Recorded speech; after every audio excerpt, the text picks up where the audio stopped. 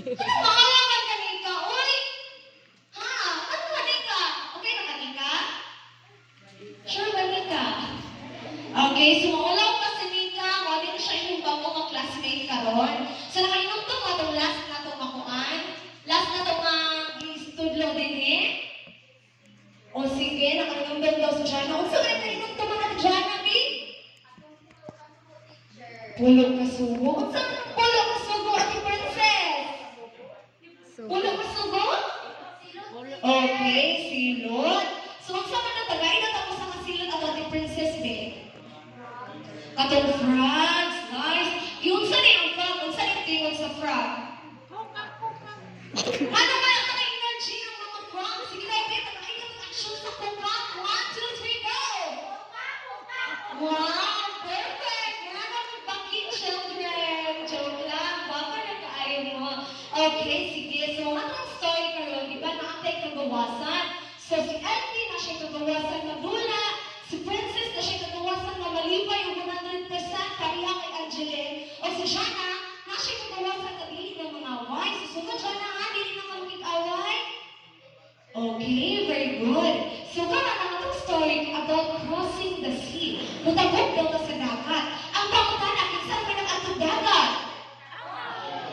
Wow, sino may sa dagat? Wow, grabe na ato na siya yung dagat. Very good. So kinsa nakatagog sa dagat B? Katong atong ang dagat LP. Unsa man nakatagog ng dagat? Nagtagog pa kang dagat? Nagtalangoy ka sa dagat? Naligo ka? Kagano ka malangoy? Dili, tuluan di kaglangoy niya. Sige. So, naging siya ka story. Linda to siya na teacher na addition. Di ba? Katong class, ang story kay ipaad ko na itong mga bangki, di ba? Kay isilutan, kay ipagay niyang kasing-kasing ni. Kasi kung bagay sa kasing-kasing niya, si God. Kasi kung bagay sa kasing-kasing, si God. Ipagay ang kasing-kasing ni Pharaoh kay God para makita ang ilusa man ang makita nila. Ang power ni gamhanan pa si God or dili? Very good. Gamhanan kaya katuntuhin ka Diyos. So karon ang atong story, katong gibrian sila ni Pharaoh. Dayon, pagkahunan na, si Pharaoh nisugod na siya nga okay, maglakaw ng mga Israelita, so naglakaw na sila. Kuyang nila si Moses. Kailangan ni Moses? Yes.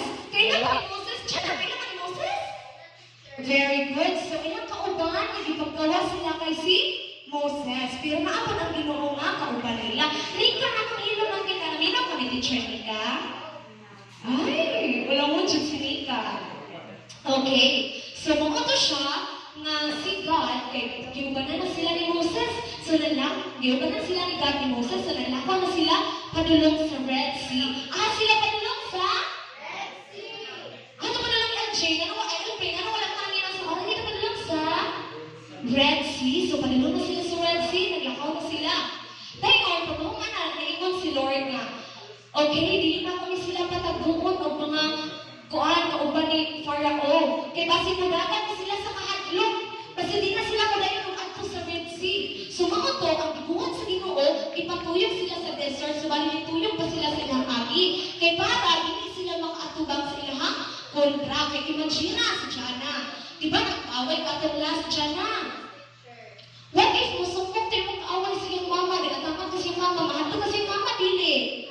Mahadlok. So mga pagmaang ibati ni sa mga Israelita, ako, nung padayon sila o adtunin matagpuan nila ilang kontra, mahadlok sila, madagat sila o galit, di ba?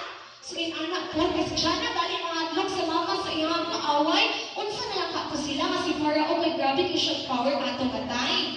So pagkamunan anak, si Joseph, so kinsa nung lain ng character, aside ni Moses at ni Pharaoh, si? Pila naman ng character ato na-mention? 3. Kinsa na nang tulo, si? Si Joseph. Kinsa rin na si Joseph? So, meron nilalaman na ito, kinsa rin na si Joseph? So, nga si Joseph, itagahan na siya katungod ni God para ubanan niya si Moses. Kaya na si Moses, kanga-kanga na siya gusturya, magkanga-kanga na siya pagdagan kay tao, kay magulaw na siya. So, si Joseph, itagahan siya katungod ni God, kay para kita, ay para ang mga katauhan, siya may mag-istorya. So, mo siya.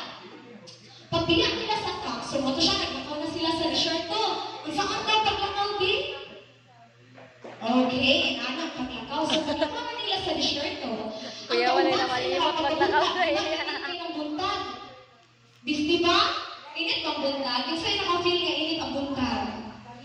Okay, so init yung buntag. So, mga to, matagal maglakaw sila. Balik mo na. Na ay mga clouds, iba pa, Balik mo na. mga magtapon sa Balik mo. ilang dalat para malandungan sila. Then pagkagabi ipon, sa pagpagay nila sa paghain padulong sa Red Sea, kay naay kalayo nga maguban sa ilaan. Para asa itong kabayo nika? Kabayo, kalayo nika. Para asa kalayo? Ha? Okay, so maulang pa si Nika, Jilin. Para asa itong kalayo? Okay, very good. Pero mag-iwag pa sila para makakita sila sa dalan. Ang sa'yo makita Nika? Dalan, very good. So, mga to siya. So, wala mga tao, naglakaw lang sila sa desierto. Ingon ang Ginoo nga, okay, pagahingon ako ang kasing-kasing ni Farao. Kung saan ba sa Ginoo ang kasing-kasing ni Farao? Kung dahil imong kasing-kasing, kung sa imong buhato, naka-idea princess, naka-idea princess, kung dahil imong kasing-kasing, kung sa imong ikabot sa imong nga. Na may kasuko, kung sa pa-joy. Na may kalagot, okay. Tiyan kung nakay kalagot ang kasuko, kung sa imong buhaton, sa imong kaaway, kung imong kaaway, gikuha niya imong, sa ito? Ballpen. Sa ako to siya niyo, hindi mo siyang So, wow. So, dili na maayo ng Wow. ha? Pero kung ano yung gibuhat ni Farao, tungkol sa iyang kalagot, mismo, ingon ang iyong pagkaikon ang kasing-kasing ni? Kinsa kasing-kasing kay? Kinsa? Para all. Kinsa? Luyanan kayo mo, okay na? Okay, pagkaikon niya kasing-kasing ni Farao.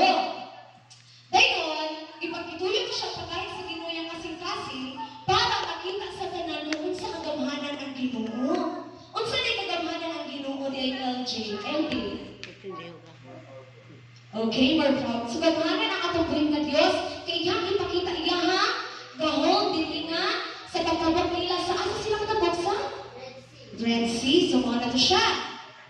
Pagkahungan ato, naglakaw na sila ng mga Israelita, niapas ang mga kauban ni Farao. So, nagkalisa sila, na ay kabayo, ilang niapas si Farao padulong, ay ilang niapas si silang Moises padulong sa Red Sea kay ilang padulungan.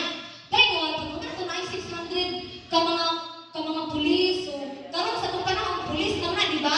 Imagine na lang natin, karon na panahon, ang kauban ni Farao kay mga pulis na ay mga pusil.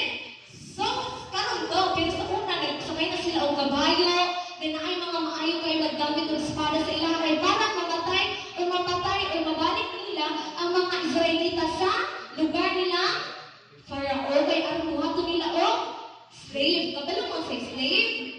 Kanang himuong sulugoon. Unsa dali ng slave di ka?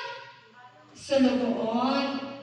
So, pagkahuman nato, tungod kay nakita naman nila, diba? Nakita nila ang mga kauban ni Farao, ala, dagan na kayo mga, dagan kayo mga kalisa, nagsunod ka sa ilaha. So, syempre, nakadlok sila, dagan naman kayo na, ang saan na lang naman ni, hiyaw sila, hiyawan nila si, kinsan man lang hiyawan si? Moises. Hiyawan nila si Moises, tingnan sila, ikaw Moises, kung wala ka naman may gikuha dito sa lugar ni Farao, dapat dili o kapinin mamatay. Ilang gimahay. So, kung ilang gibuhat, kinsa man ilang giingan ato, ang Ginoo ay si Moses. Ang Ginoo. So, nakamuno sila sa Ginoo. Ilang gimahay ang Ginoo, anong ikias pa sila, anong ginagaan pa sila, freedom. So, pagkahuman ato, gayaw niya sila. So, si Moises, nag-ampo siya sa Ginoo, niingon siya sa Ginoo, Lord, ang saan naman yung mga tao, nagtuwa naman sila. So, mga to, pagkahuman, si God ng tubag. Ang sa kahit tingin yung mga tubag, Jilin ni God. Ha? Okay, may idea si Jilin. So, ingon siya, ingon ang Ginoo, sige, padayon mo, kay na ako, magubag sa inyo, Kung sa daw ba sa Ginoo, na siya pala? Magubag sa iyong ubanan. Si Moises, ang mga katauhan, ng mga Israelita.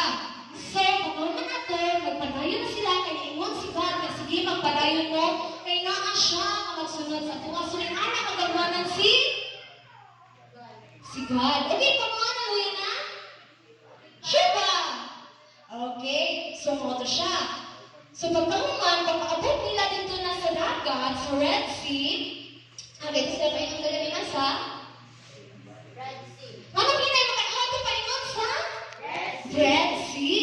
So, gigisa na kayo ni Moises ang iyang kamot niya na ay sungkod. Ang sa'yo na sa kamot ni Moises, Jay? Sungkod. Very good. So, gigisa na niya iyang kamot. Na. Tapos pagkahuman na ito, pag-isa niya sa iyang kamot, ang Ginoo gipagahitog yun niya kayo ang kasing-kasing ni Farao. Sumoto siya. Para muapa sila dito, mitas matabok sila sa dagat. Kita ka mo napitas sa dagat? Okay, wala. Pero ngayon sa story, makita na ito sa kagamanan si God.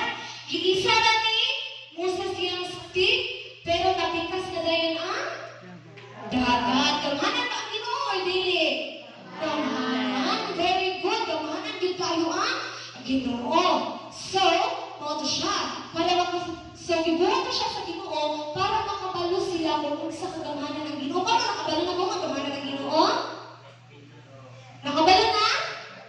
Unsa man ay kagamanan? Unsa man yun? Unsa yung pagkaingon na ikaw? Kagamanan ng Ginoo? Unsa yung gibuhat? Gitungan yung dagat. Very good!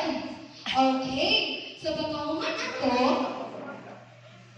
giubanan sila sa anghel sa kinsa anghel sa Ginoo. So, tabok na sila. So, the Moses, ipataas na niya yung kamot, dito padulong sa dagat, may naistik, o natunga ang dagat. Dayon, sa pagtunga sa dagat, nanabok na rin ang mga Israelita. Kinsa na nabok ang mga? Okay, very good. Nitabok na rin ang Israelita. So, pagkatunga sa dagat, nananayin yung ta, diba? Kaya tunga ng dagat, may tubig sa gilid, napoy tubig sa gilid. So, niato na rin sila, nitabok na sila sa dagat. Dayon, pagkabok nila sa dagat, ang mga Egyptians, so katos kinsa rin ang mga Egyptian, kinsa rin ang hari sa Egypt, kinsa rin ang nasa sa Egypt, si Farao, o ang iyang mga sulodon, iyang mga katawan. So then, mga mga Egyptian, so pagkatunga sa dagat, pati sila na-amaze, wow. Then pagkahuman